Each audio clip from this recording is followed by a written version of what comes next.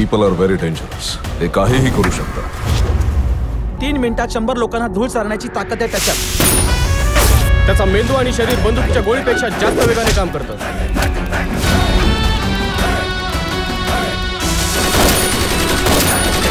इथं सरकारी यांची घरही काय निघालंय, तरी या स्नेहांतरून सुटाना. 35 गावच्या जमिनी आणि 2000 एकराचं जंगल राख करून टाकालेत ती.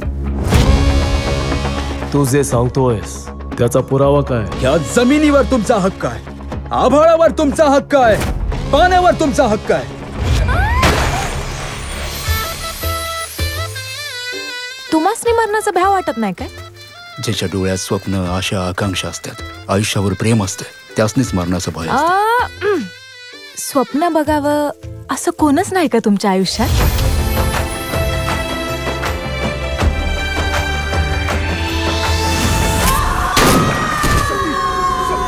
नुसत्या तत्वांच्या बाता मारून गोर गरिबांचा जीव घेणाऱ्या या लांडग्यांसमोर हात जोडायलास?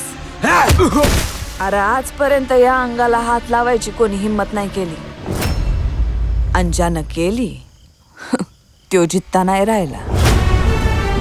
बाईच्या चारित्र्यावर कुणी घाला घातला की योग्य अयोग्य हा विषयच नसतो. तू हत्यार उचल, ताकद आम्ही बनवू. या नक्षलांनी आपली पाळंमुळं जंगलात रुजवली तर जंगल हटवायचं सोडा, साधं गवत सुद्धा उपटू शकणार नाही आपण.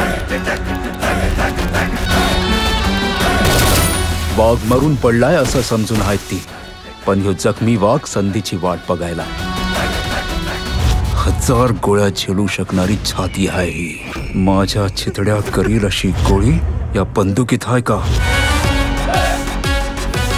No advice, no sacrifice and no compromise.